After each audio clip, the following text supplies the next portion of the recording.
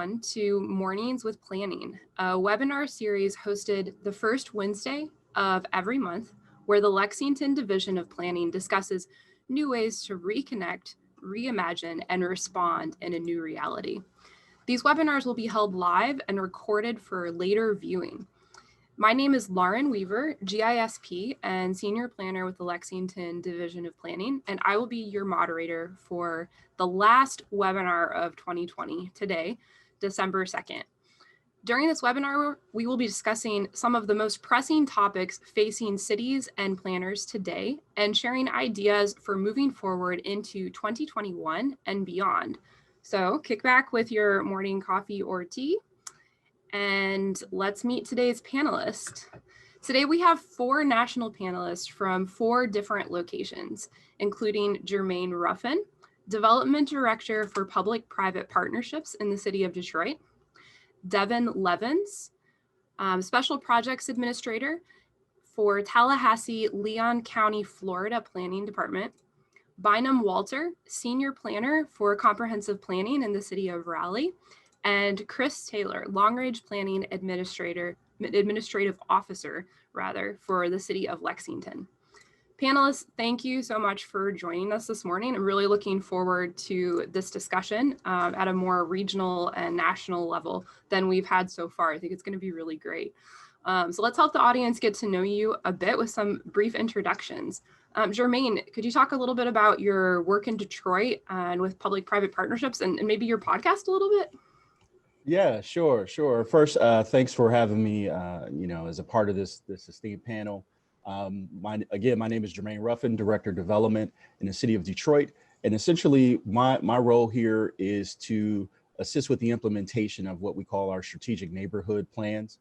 We'll get into a little bit of that conversation later, where we're basically focused on 5 buckets within target neighborhoods: street infrastructure, parks, residential housing piece with multifamily component being a part of that, commercial corridors, and safety is also a component of what we look at. And so I also have a podcast called the Streets Are Planning Podcast, where we talk about issues, across the country and internationally with planners of color. And so we have discussions and raise up those voices to show folks that, there are folks who are doing amazing work in amazing places all across the world. So thank you for the time. Of course, thank you for being here. That's no short list of things on your plate. And yet you still managed to do a podcast on top of it. That's wonderful. Okay, Devan, could you tell us a little bit about your work in Florida and maybe tell us what is a special project? That's a good question. I'm Devan Leavins. I'm the Special Projects Administrator, Tallahassee-Leon County, Florida. A special project is anything that comes across your desk that needs fixed, looked at, or a little bit more information found out about it. I work with anywhere from our citizens in the community doing community engagement, trying to help them empower themselves to make those changes they want to see in their community, up to multi-million-dollar developments that want to come in and build in our community and help facilitate some of those conversations between city, county management and the developers and the community, just kind of being that facilitator between the different groups and getting people together, getting people in the room and helping them get to some agreements on some things so we can see development occur in our community. Great, thank you. Well, we have a lot of questions that will pull on a lot of that content today. So I'm looking forward to hearing more. Bynum, can you tell us a little bit about your work in Raleigh? And when I was learning more about you, something came up was the Hillsborough Street District. So I'd love to know more about that. Sure. So good morning. My name is Bynum Walter. I work for the City of Raleigh in the Planning and Development Department. I manage our comprehensive plan, which includes our area plans program, and I also manage rezoning for the city.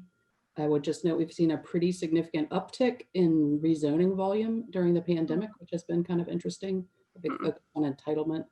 And then Lauren, you mentioned the Hillsborough Street Community Service Corporation. That's a business improvement district, one of 3 in the city. Basically a tax overlay, collects a modest increment of tax that then goes back into economic development, clean and safe, pretty conventional business improvement district. Yeah. Cool, thank you.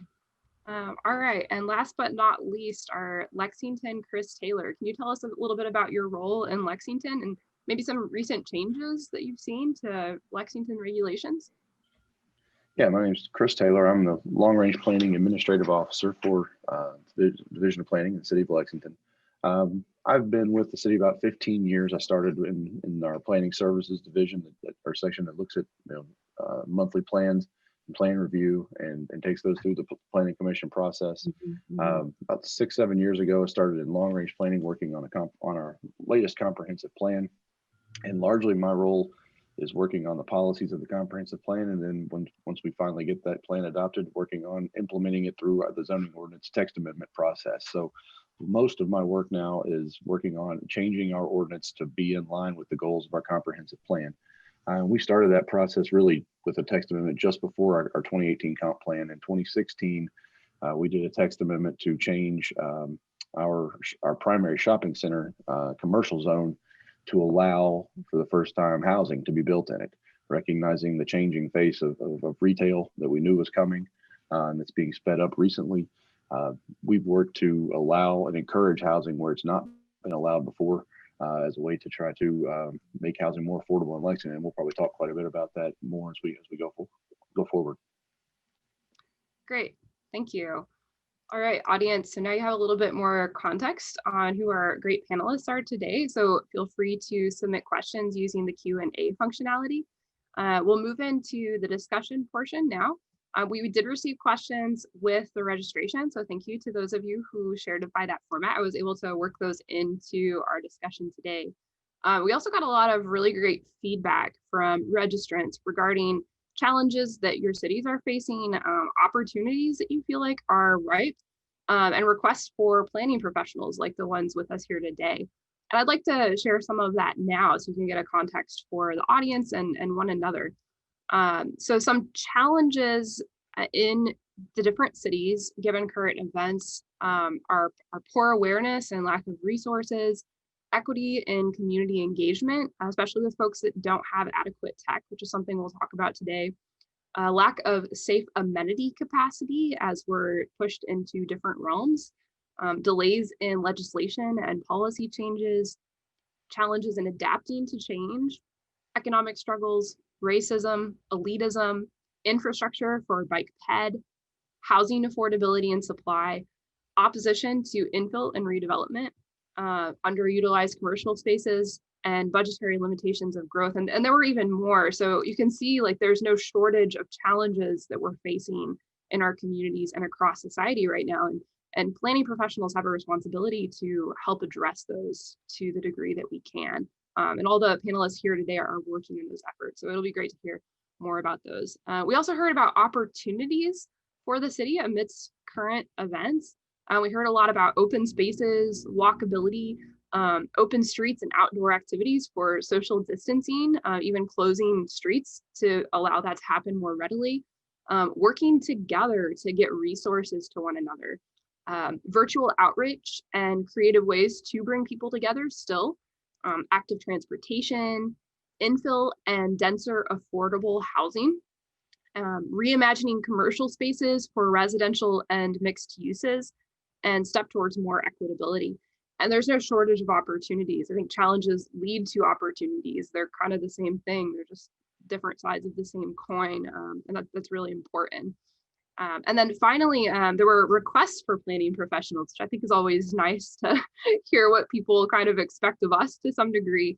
So some of the requests that came in with registration were finding relevant and safe ways to engage the public, resuming in-person meetings when it's safe, creating new comprehensive plans to meet the times, closing more streets for more socially distant activities, being flexible with regulations, being kind and compassionate to the difficulties that people are having across the board, looking at what other cities are doing, kind of like we're doing today, informing the community on the effect of policy and their community's future, which I'm sure is something that we'll be able to talk about today, the importance of policy in moving us forward, making equity a key non-negotiable in planning, planning for dense, missing middle housing that is affordable for all, innovating ideas for safe activities. And this was maybe one of my favorites, be ready to be bold. I can't remember who that came from, but I liked that a lot. So thank you, audience, for sharing your thoughts and curiosities. And I think that that will pave the way for even better conversation than we would have had today. So with that, panelists, let's get started. Normally during these webinars, I send a question to a person to kind of start it off, but you guys each have really great experience from your own backgrounds and in your own cities. So please just feel free to jump in as you have something to respond to in a question and discuss amongst one another. I'm sure that that dialogue is even more valuable than the questions in a lot of ways.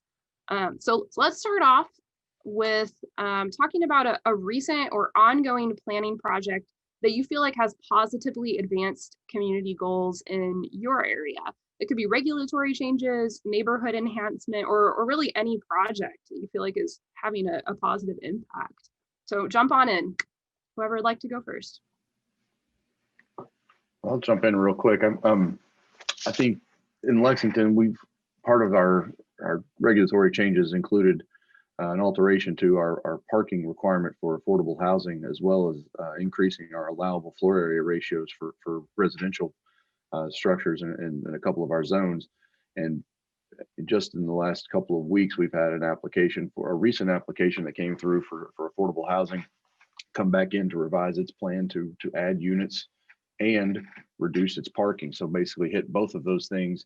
And so it's good to know that what we heard from applicants about how difficult it was to do affordable housing with some of the requirements in our zoning ordinance, that we see almost immediate results from those things. And it's heartening to know that the work that we're continuing to work on as it relates to parking and density are going to be utilized almost immediately.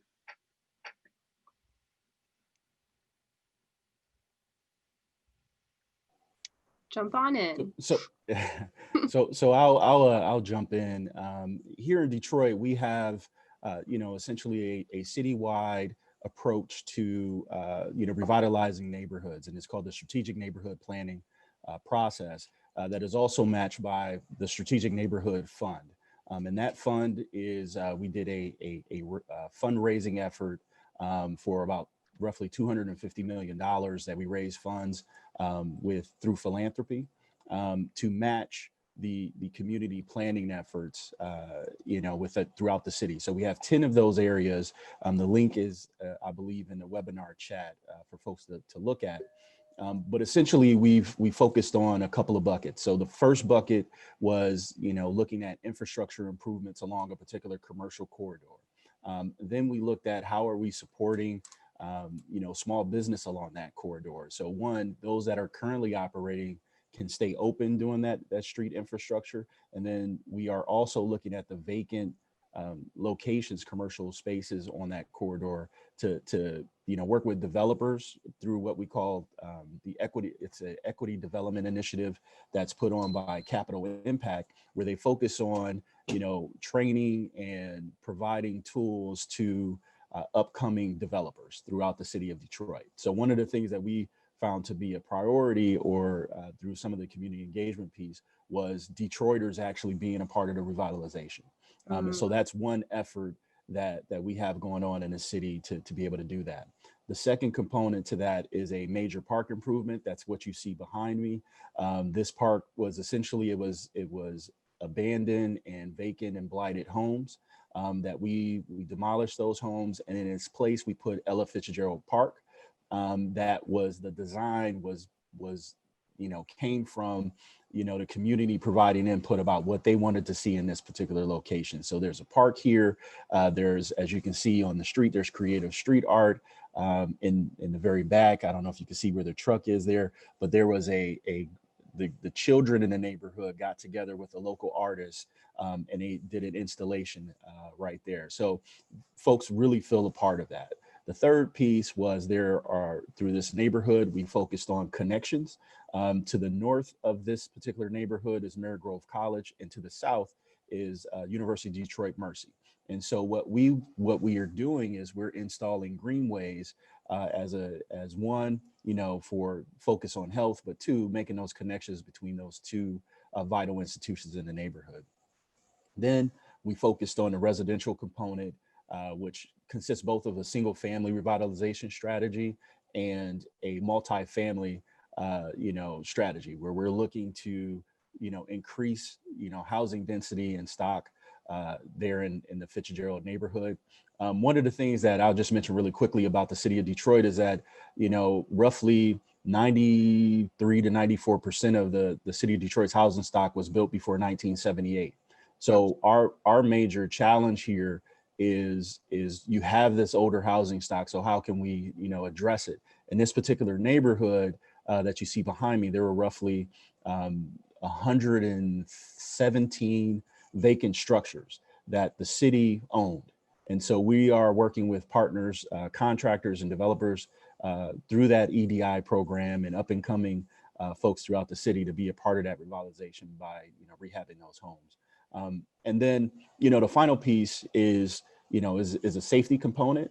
And so we've been coordinating efforts between the security, teams for the two universities, along with our local 12th precinct and community partners to figure out, we don't want to over police areas. I know that might be a question that, in light of what's happened this year and in previous years, where, we saw the folks really coming to the forefront about social justice. That was something that came out of that communication with the neighborhood. And so we're looking for alternative ways. They have, walkie-talkie groups, where folks say, hey, they can communicate with each other on particular blocks to say, this is what's happening. We see something going on or whatever. You see something, say something. So that's a component that we've been trying to grow there. So that's what's happening here in Detroit. That's really neat to hear. Yeah, it's been interesting to watch Detroit over the years and see the challenges and then how so many of those challenges are absolutely faced and turned into opportunities that seem to be giving people in Detroit a better opportunity to invest in their neighborhood, whether that's socially or financially. So thank you. All right, who's next? I'll jump in because mine kind of ties right into kind of what Jermaine's talking about a little bit. Since 2016, I've had the opportunity to work with one of our oldest African-American communities in Florida, the Frenchtown neighborhood here in Tallahassee. And we created a placemaking plan with the community. It was really their work, what they wanted to see. And I know we as planners like to use the term placemaking, but what does that mean? And when you're working with communities, that's what they ask because they have a place. You're not making a place. All you're doing is helping them envision what the future of that place really is. And that's something we were able to develop around 2018, got that plan approved, but we really needed some implementation strategies moving forward because we have a template that's ready to go with a vision. I think we have that plan sent over so folks can take a look at it on this webinar as well. But now we're working on that implementation part of that, of how do we make these things happen, that make that vision come to life. Other people wanted to get involved, so we brought other folks to the table. We've done some projects that are visual in the community because a good visual in a community like that really helps people kind of get behind it. We've done some street markers on top of signs to identify it, just to kind of give you that feeling that you are in a special place, because you don't always get that when you go through a place. Sometimes you go through and you didn't even know that you were there, and then someone tells you later on, oh yeah, you actually saw one of the coolest places we got in our community, but you didn't know it because it wasn't identified. So helping identify those types of things and moving through that process has been really interesting. But COVID happened in the middle of this, and how do you do community engagement when you've been meeting on a regular basis in person, talking to folks? What do you do? And the population that we work with is an older population that doesn't necessarily, they know email very well. They know how to meet in person. They'll print things out, write them, make me notes and come back. But what do we do during COVID? And that's really been kind of our shift is how do we work with them doing virtual meetings? We've gotten some now that are willing to jump on with their face and talk to us, but others still are tentative and they call in on the phone because they're used to the phone. And I think we've come up with some really creative ways to be able to allow them to still engage, look at what we've been developing with them, making sure that we're saying what they want to see as the implementation strategies. And our next phase is really that community engagement. And I'm sure we'll get into some strategies for that, but we've done some really interesting ideas for how we engage the community, but also getting people outside, walking their community to engage. And we can talk more about that as we get to it. And then just a side note, we talk about what's going on in the world right now. Another project that I'm getting to work in is we are getting a new police station in Tallahassee, and it's been in the works for a few years. So I'm getting to work on the site planning side for that and some other land around the police station. And I think that's going to be more to come because we're not really fully into it yet, but I think that's going to be an interesting story for our community. Yeah, I bet that will be interesting, like especially amidst everything that's been going on with social tensions right now, to see if maybe that even influences the site design and the decisions that are made. So be curious to hear more about that. Bynum, last but definitely not least. I want to mention two things. One, first Tuesday in November last month, we passed an $80 million housing bond, which is going to make a huge difference to us. Overdue and just you know, a drop in the bucket in terms of addressing the issue, but still merited.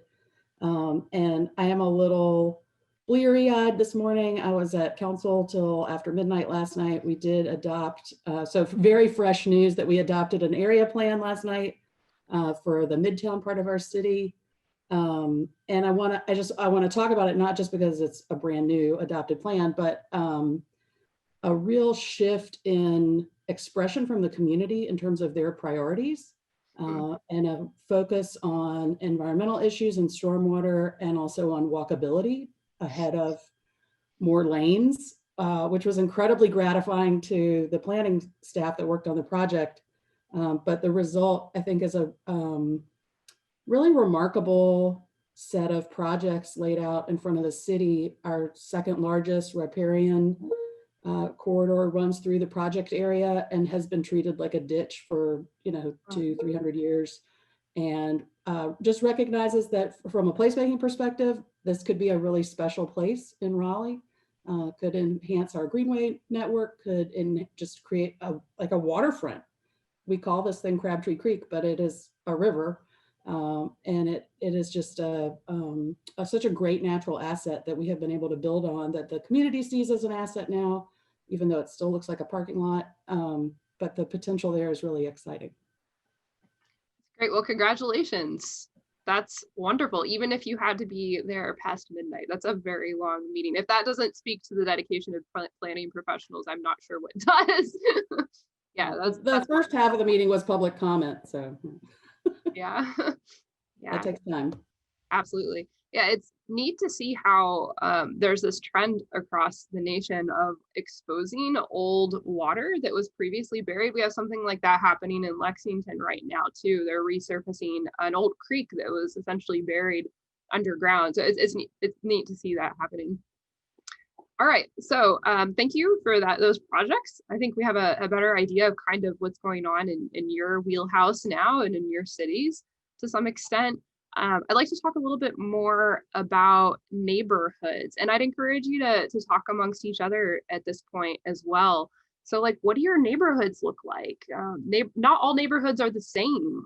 They have different types of housing, different types of makeup, like different types of amenities, all kinds of different things. So what do they look like where you are? And are you finding that you do have sufficient affordable housing options in your neighborhoods? Are they walkable?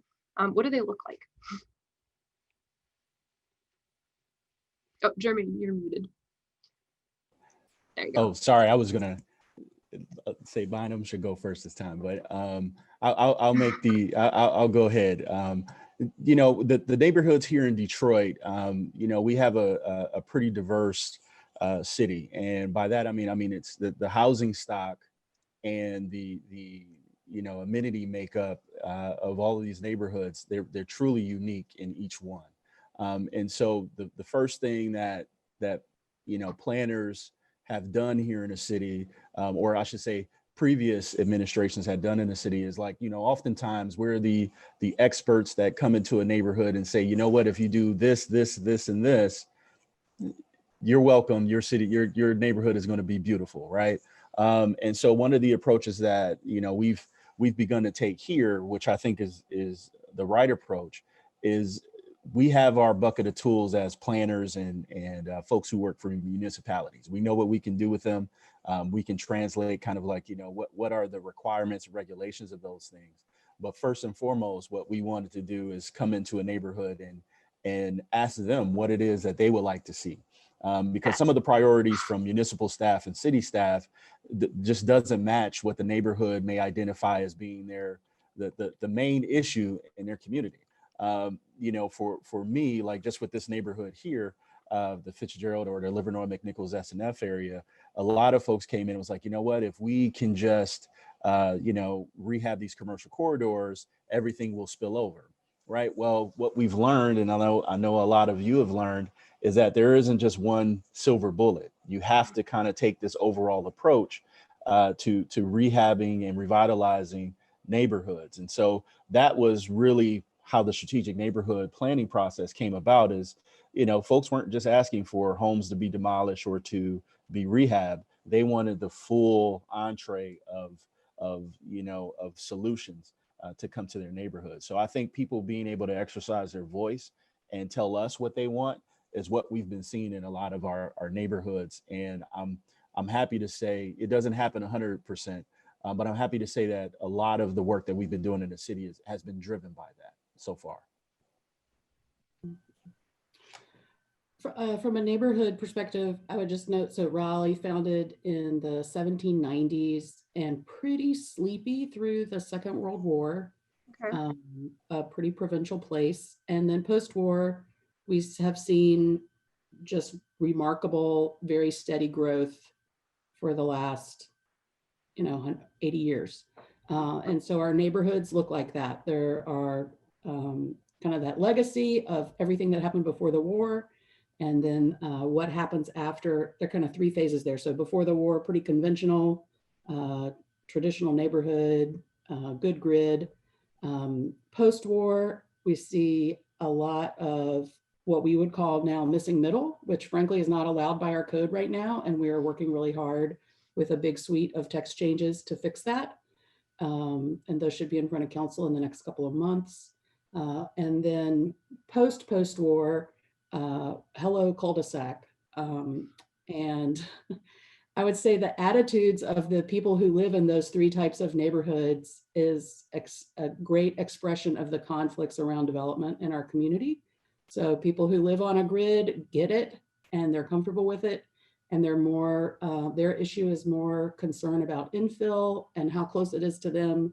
Like physically, how close is that building next door and how tall is it? And the missing middle folks, I think, are probably the most mellow. And then the cul-de-sac crowd is really anti-connectivity. And that's an issue that we're trying to retroactively address and make better, because it inherently improves the traffic situation for everybody, for all modes, not just cars, but for everybody, for all modes. And so I would say those are kind of the major points of friction in our community and largely stem from the form of the built environment.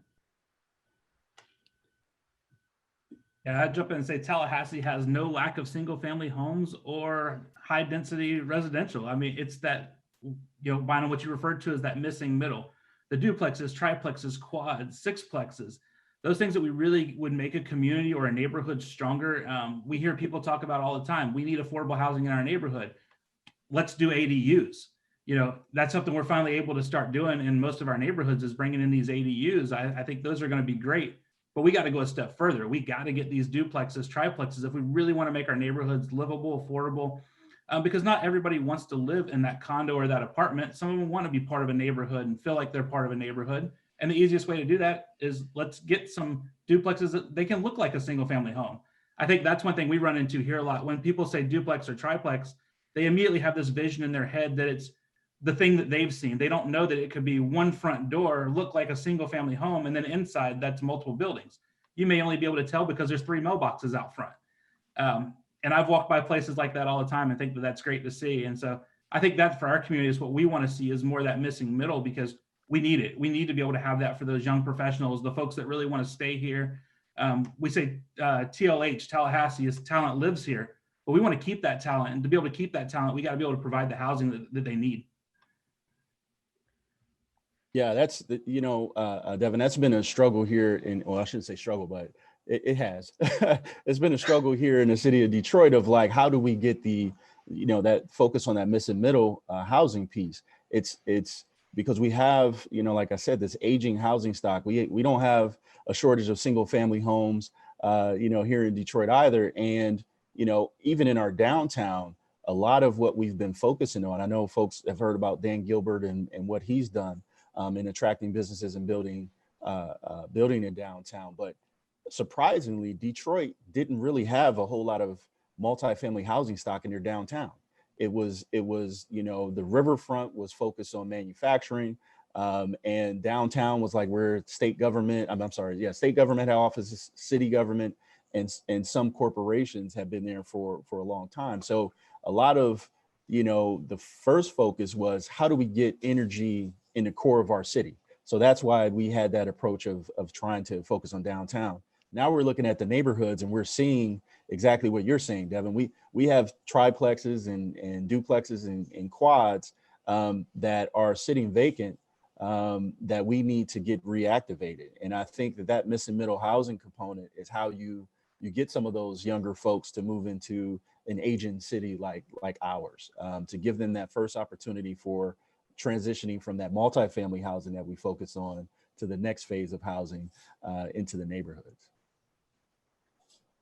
I think that there's a rental component with that too, that kind of people think that a renter is bad, but if you could come in and buy a duplex, you could have an owner and a renter, and that's somebody who, you know, they're actually making some income in their neighborhood. And we don't look at that from an economic development perspective, that housing can be economic development when you're renting out the other half of your unit. Well, the homeowners loan corporation socialized us so well that ownership was such a desirable thing. We should all want that. Everyone should want that. And if you don't, there's something wrong with you. And we're still living that. In the meantime, we're having trouble just building enough housing for everyone to live in at all. Absolutely. This crazy attitude about renters. It's true in Raleigh too. I always thought it was because we were a government town. You know, we're a purpose-built capital, but it's not unique to us. No, it's happening here. Go ahead, Chris. I'm sorry. No, in Lexington, we were doing our comprehensive plan update. We looked to Raleigh quite a bit for some ideas because of the similarities in terms of their housing and their trends and then their history, and we're quite similar. One key difference that we have, for those who don't know, I know there's a lot of Lexington people that are probably watching, but there's a lot of outside Lexington. We have an urban growth boundary because our community really values the horse farms around, you know, our urban area. They're a big economic generator. It's big for tourism. It's a really important thing that our community broadly agrees on every time we do a comprehensive plan. But it has a cost in terms of addressing housing and housing affordability. And, you know, our neighborhoods reflect exactly what Bynum said. But we've been trying to do what Devan has said. We're working on missing middle housing. And it's very difficult because our code was developed in a time where that just wasn't important. And in some ways it was trying to discourage it. In most ways it was trying to discourage it. And so undoing that is tremendously difficult because people are very comfortable with it and they know what it means. And the alternative is that change is difficult and sometimes a little scary to folks. And so it's, we spent about 18 months working on accessory dwelling units. We got a unanimous approval through the Planning Commission, and we just haven't been able to get it over the hump with our council yet. And it's something that we're still working on. We think it's a critical first piece to addressing some missing middle housing because it's so contextual. In most cases, it's barely noticeable, but it does provide a lot of economic opportunity for people who own those homes to stay in them. And we've been through all those benefits, but it's a long education process, and we have to move the public's opinion on that enough that it makes it acceptable for the elected officials to make that call and do that. And if we haven't gotten there yet, then that's the next 18 months of education that we have to do.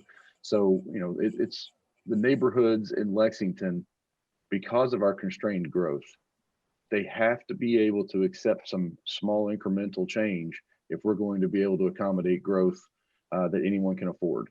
And there's just no two ways about it. If our goal is to preserve our rural area and to accommodate growth, then the flex has to come somewhere. And we work on housing on our corridors and our commercial areas. That's our first focus. And second is very incremental shifts in density in our neighborhoods. Yeah, and so this is a thing that we're seeing across the nation in our cities and beyond, but we're all facing those same challenges too. There's a lot of stigmas with renters, like has been mentioned. One of the things that I find really surprising all the time is the stigma against students, because there are future professionals of America and they need a good place to live. So how do we move past these barriers of stigma against us and versus them, and shift the mentality to also recognize that, like in Lexington, for example, like Chris mentioned, we have this farmland. It's also prime agricultural land if we need to grow food, which locally sourced is more nutritious for our community. It's beautiful and aesthetic. And when we have more dense development, that's better for funding in our governments, right? And so we know this, but that is somehow lost in transition when we're advocating for this missing middle housing. I don't know if you guys have any perspective on how to address those obstacles as we address this very real need for population growth as our cities increase. In a college town, I find it really interesting that you called out the students. And I was a student, probably most people on here was a student, and I know as an undergrad student, I probably would not have been the best neighbor as I would have been as a grad student. It's just kind of the facts of it. You're still a kid when you're an undergrad. You're ready to have fun, and you move into these neighborhoods. Typically, the only thing we're given for students to live in is we're putting them in, apartment complexes. We don't mesh them into the community or make them part of our community. And you may see that change and be able to put students into a community if you had that missing middle to where they would fit the community, and maybe there wouldn't be such a stigma about students being in community. But it's kind of like we've looked at in the past of what we did with our low-income residents. We put them all in a building together. We put all of our students in a building together. We don't mix these folks in our community. And if we had a way to mix them, I think we may see a little bit of a shift of how people look at folks that live in their neighborhood. I couldn't agree more with what Devan said. I actually, prior to coming to Detroit, I worked for the Michigan State Housing Development Authority and lived in East Lansing, which that's where I did undergrad. I can agree with Devan. I wouldn't have been the best neighbor, but at the same time, like you said, we were pretty much put into a neighborhood, right? It was like, well, this is Studentville essentially, is what it looked like. And so, folks who lived in the city and lived in other parts of it would try to avoid it because they thought that was just party town, where in actuality, it was a lot of us who we lived there because that was our only option and that was what we could afford. And so making sure that you have that, one diversity of housing options, but the affordability piece is, not only for just, citizens, but for students. One of the things that we found, that I found through this work, is that there are a lot of students who, suffer from homelessness during their undergraduate years, whether it's for a short period of time or an extended period of time. And, it's not something that, a lot of folks, for whatever reason, have empathy for, because they're like, they're in college, they're doing this, whatever, you can flop from couch to couch. But that is very, very difficult to deal with for anyone, no matter what your circumstances are, if you don't have secure and stable housing. And so I think that approach to, diversifying neighborhoods by ensuring that you have affordable housing options and housing stock that is interesting and for those students would be the most appropriate thing to do, because then whether you're a grad student, undergrad student, or you're just somebody who's working day to day, you want the same thing: high quality, affordable housing. And if we can approach it in that way with a together type attitude, I think we can get there. Now, I did want to raise something that's been an issue here in the state of Michigan, because I'm not sure if other states have been struggling with this as well, but we have very limited tools to provide affordable housing. Without like the low income housing tax credit, utilizing CDBG, which is in short supply, or utilizing HOME, which is, heavy regulation and also in short supply, we don't really have these options to fund that type of housing. So Bynum, when you said that you all just had a bond get approved, that's amazing, because, and I need to talk to you about it, because we might need to be, researching how we can have a fund like that, where it's totally focused on providing that affordable housing and higher quality housing stock. You're talking about the tools you don't have. We don't have, we take all our authority from state legislation. We don't have the authority to require incorporation of affordable units. You know, that in the toolbox, we know that is the biggest, strongest hammer, and we don't have that. That's not available to us. And it's incredibly frustrating because it means the cocktail is otherwise pretty weak. And you do the best you can, but you're not going to get the traction you want if you can't compel development to include affordable units. We're doing some work right now. We are in the process of implementing BRT in our community, which should be operational by 2027. It sounds insane to say that out loud because there's nothing on the ground right now. But we have been doing a lot of work around equitable development around the transit corridors, recognizing that the parts of the city where the BRT is going to land are already in high demand, and that's why BRT is well suited there, and that BRT is only going to exaggerate the high demand that's there already, and that's going to likely result in displacement of current residents and current businesses, and we don't think that's acceptable, right? That implementation of the BRT should benefit the people who are already there, and should help them stay where they are, should help them remain a part of the community. So, gosh, I don't know how I got here. I'm sorry. It's a good place to be. So thinking about what we can do to enhance equitability in the development of the BRT, and we are looking at density bonus. That's why I'm here, for projects that include affordable units. So we can't compel everybody to do that, but we can say, here's your additional density if you do include the units. Our preliminary financial analysis of that suggests that it is feasible. And frankly, Raleigh land values haven't been high enough to support that before now. But hopeful, if we can't compel everybody, that we can offer incentives that might provoke that from the market. Absolutely. So I want to keep us moving because this conversation is so good and time is just flying. I do want to address a question that came in from the audience really quickly. It was, how do you inspire owners to maintain properties they do not occupy? And I don't necessarily want to address that because we have so many questions that I want to get to. But I do think that's a challenge that everybody's facing. I actually think I was good to live by in undergrad, but I lived with a mix of other people, and I lived with a mix of roaches and mold and vermin. And that's so common across places that are affordable, is that they're not safe. And so that topic of how do we get people to maintain properties is one that is very, very important.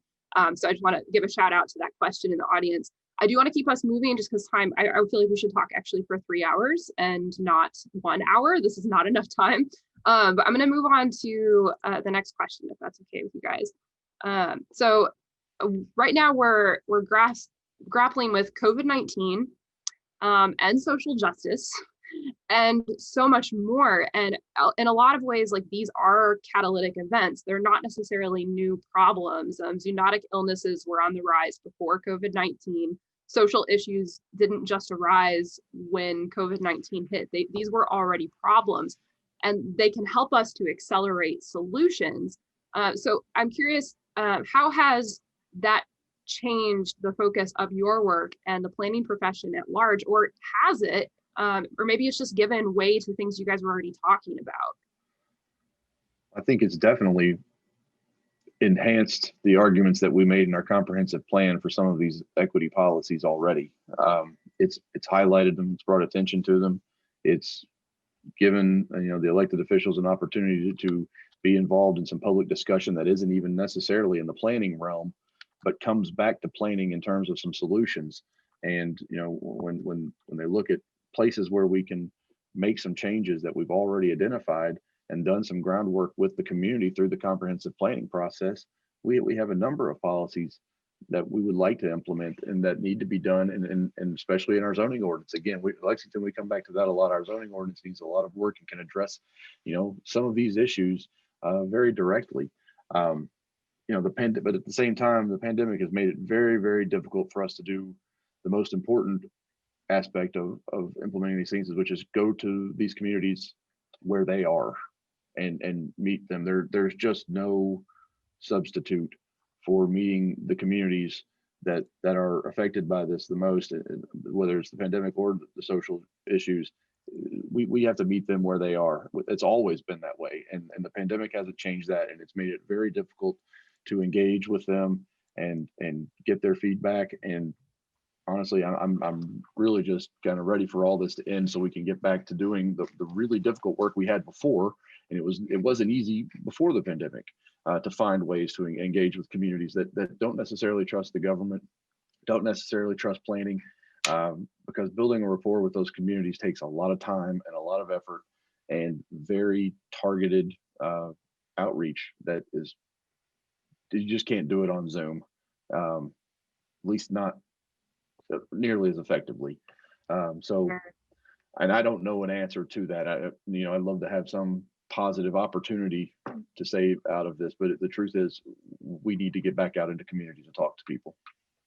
Yeah, and I think, please go ahead, go. Chris makes some very valid points. I think he's right on being in the community, but also meeting people where they are right now is in their living rooms. And we are coming to them through Zoom in their living room. We're getting people on there. An example that we have in Tallahassee that we've done really well is we had a comp plan amendment that was a really big deal for our community. It was one of our largest parcels that we had that's going to be the development for probably the next 30 years. And we were tasked by our commission to do community engagement to bring it back to them in the midst of COVID. And we got together with our design team, our comp plan team, myself, and a few others. And we're like, how are we going to do charrettes? Like, they specifically asked for charrettes. And we're like, all right, it's time to put our thinking hats on. Let's get creative. We did 11 virtual charrettes, and the amount of public engagement that we had, the way that we were able to facilitate the meeting through Zoom, there was a lot more respect than I've seen in many public meetings because everybody gave each other the time to talk because of the technology. So there were a lot of positives that I saw from that. And I think it's something that we're going to have to figure out how to weave into that toolbox. I think you're right. We still got to get out there. We got to build those relationships to get to know each other. But these are tools in the toolbox. I mean, we went to the point that we had an overhead camera rig drawing on a map real time as people were talking. So that gave them the visual that you are paying attention, you are listening to what we're saying, and then they could follow up with us with questions afterwards or phone calls. So I think there's a lot to being in the living room with them too, for those folks that can't get out or the ones that, aren't gonna be able to make it because of whatever reason. Did you find that there was a technological divide between some of these communities? That's been my fear. I think there is at first, but I don't think it's as much of a technological divide as it's technological fear. People are just nervous about using technology. Every community I've been to has a cell phone, and they use that cell phone for Facebook to say whatever they want about the community, or to get on and do a Facebook Live in the community. But then you say Zoom, and they're like, I don't know if I can get on. It's like, well, you were on Facebook Live 10 minutes ago. Same thing. So that's kind of my rebuttal, I guess, to that is like, people will use excuses not to engage, but we have to empower them to use the tools we have to engage with us. The conversation I had with my kid's teacher this week about the number of kids that they've not actually seen at all in a school year in their Zoom calls, to me, sort of creates some of that worry about whether or not we're able to reach people the same way. I hope that is the case. And I in the areas where we've offered opportunities for feedback, it has been good and the feedback has been quality. I'm just never sure. There's no way to be, at least that I haven't found yet. And again, we're 7 months into this. We're creating processes on the fly to do public engagement. I don't feel like we have found a way to document that we're getting in front of the people that we had trouble getting in front of before. And I know teachers struggle with that. How do they get eyeballs on the students that don't necessarily, the parents are at work, they don't have childcare, those sorts of things. I feel like that carries over to our public engagement as well. And we just haven't been doing this long enough, or at least, I don't know, maybe we, creating those processes, it's difficult. We're so caught up in just trying to make sure we get everything done and make our statutory requirements for notice and public engagement that, man, I'm impressed that you all have been able to create that sort of engagement. And I think we've got some work to do on that. You kind of said it. It's hard.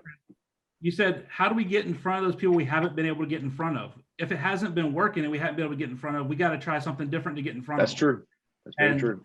I mean, I think that's just going to be a challenge. Yeah, and just to add really quickly, I think the technological side of things, I agree with Devan. There is an opportunity, and some folks have been fully engaged.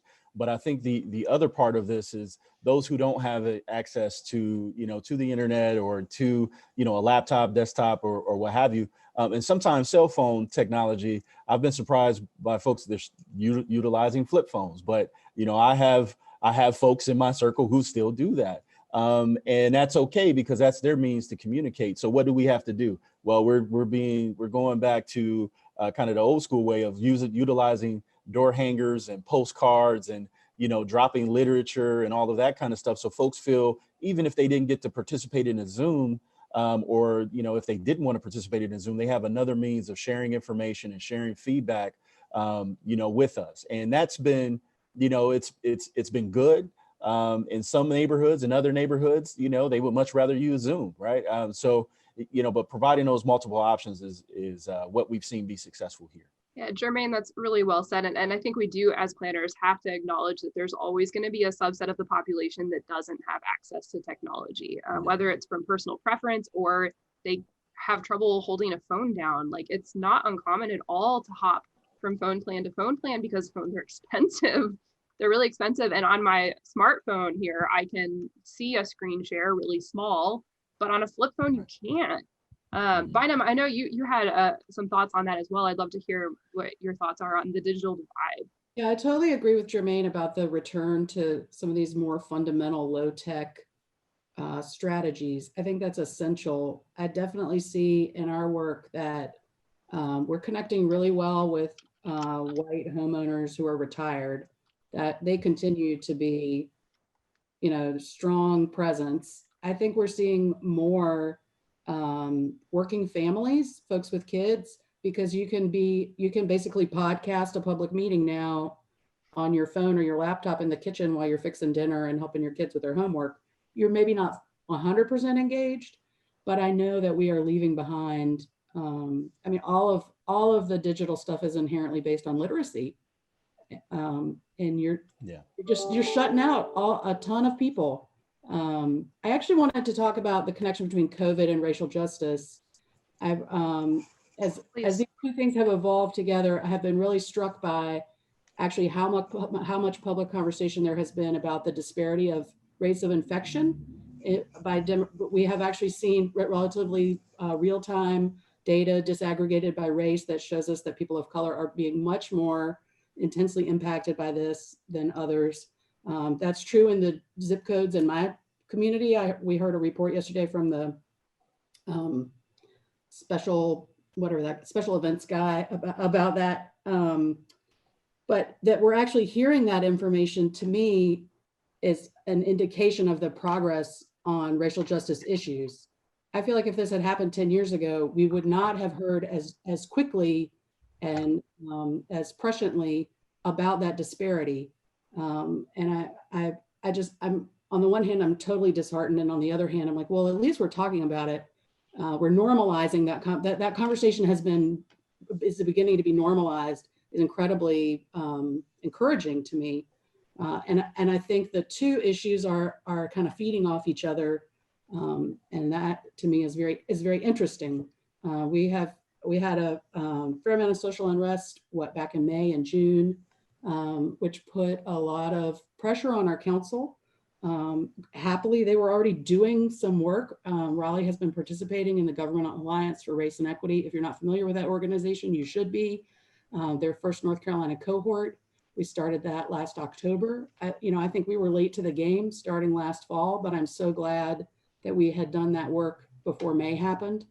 And I think this is a huge shift in attitude for cities about what their role is in racial equity, that we talk about it, that we begin to normalize it, that we begin to operationalize it. I think it's just essential.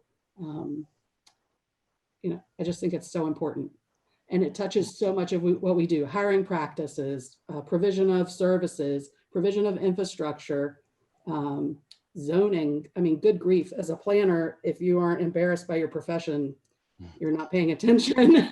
And it's not like we can just undo that, right?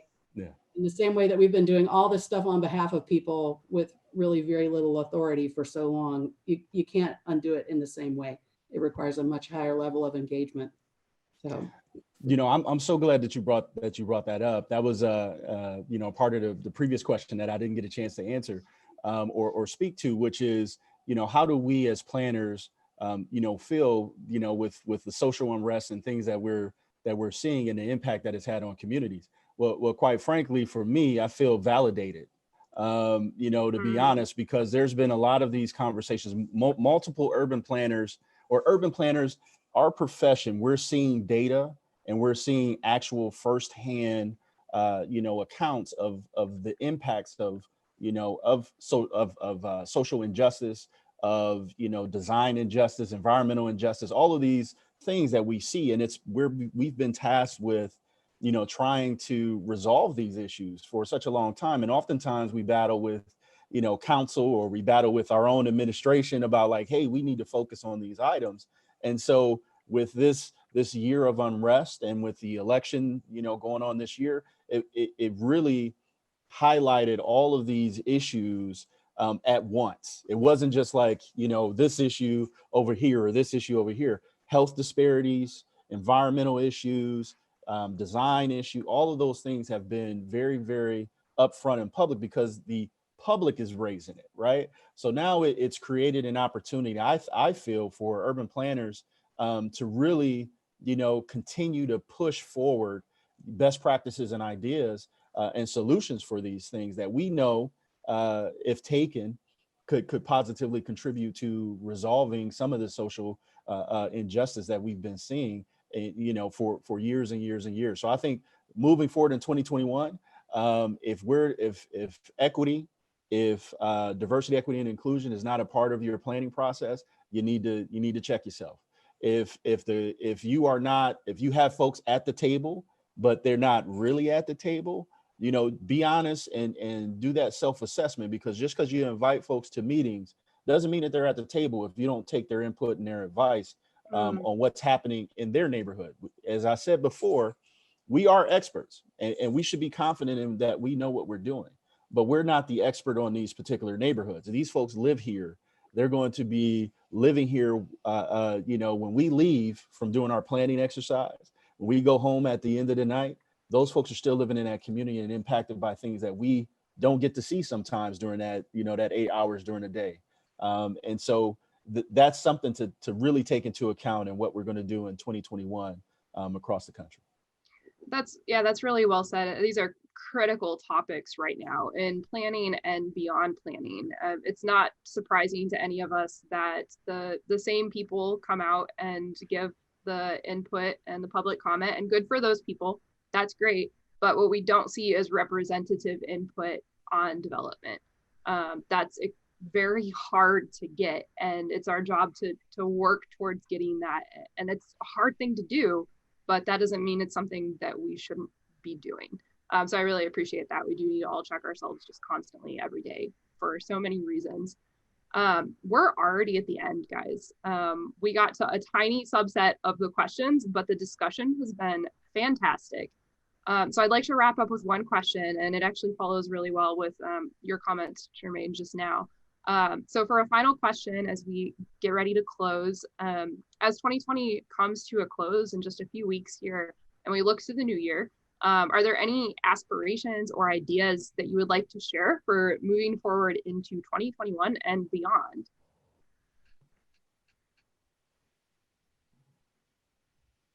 I will just say we're going to do a thematic update of our comp plan next year to address equity. The primacy of single family home ownership in our comprehensive plan is, I'll call it remarkable. I find it distasteful, but we need a public process to reset that meter and to better address equity in our plan going forward.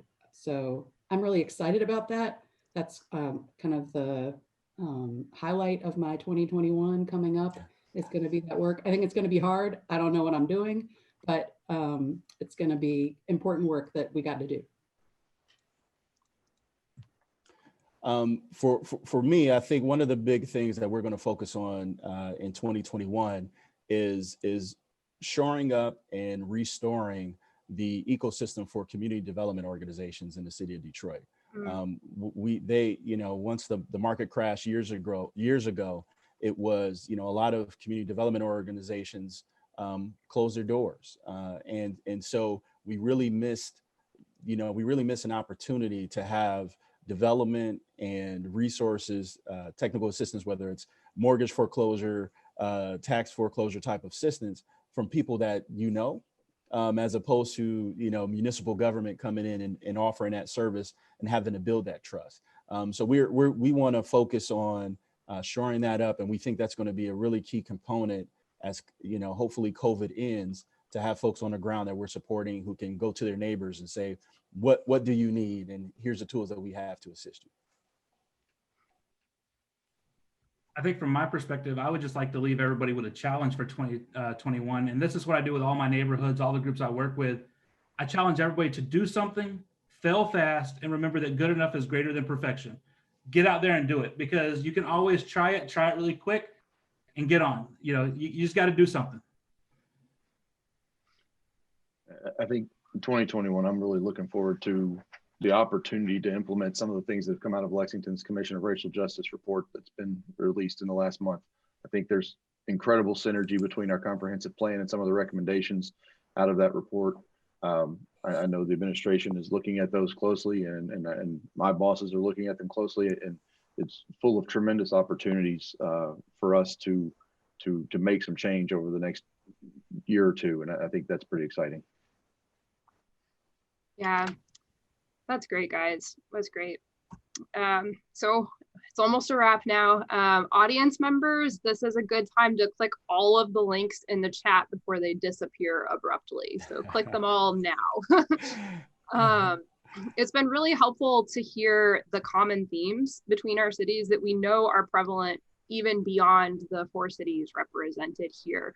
We're struggling with a lot of the same issues, and we can work together to move through them, both as different cities working together and a combination of planning experts and policy experts and neighborhood experts. I love that concept of neighborhood experts, like the people who live there know more. And if we can get representative input from those community members that's based in equity, all of the community benefits. It's not just a subset of the people, it's everybody that benefits.